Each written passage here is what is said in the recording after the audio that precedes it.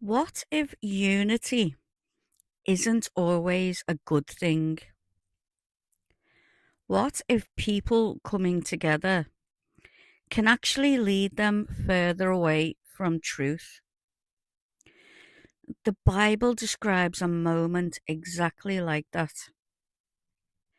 Give me 3 minutes. In Genesis 11, it says, the whole world had one language and one common speech.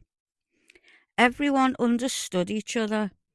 There was no division, no confusion, total unity. And what did they decide to do with it? Well, they said, come, let us build ourselves a city and a tower that reaches to the heavens. And then this, let us make a name for ourselves, not for God, for themselves. Now, at first, this doesn't sound wrong. People working together, building something great, advancing as a society. But look closer. This wasn't just construction, it was intention. They weren't just building upward, they were moving away. Because when people unite without God at the center, unity can become pride. And pride always wants one thing: to take control. They said, let us make a name for ourselves, lest we be scattered.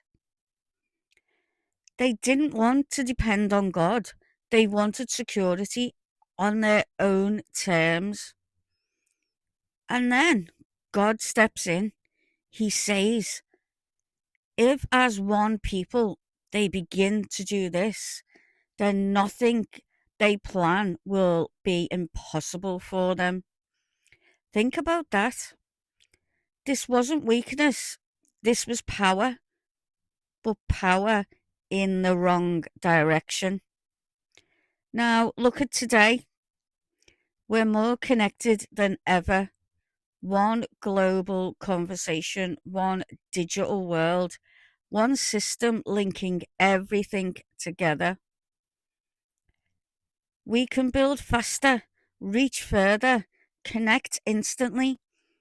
But the question is, what are we building towards? Is unity always good, or does it depend on what it's built on? What happens when people come together but leave God out? Are we building something new or repeating something old? The Tower of Babel wasn't just a story, it was a moment where humanity chose direction. And if the same conditions exist today, then what happens next?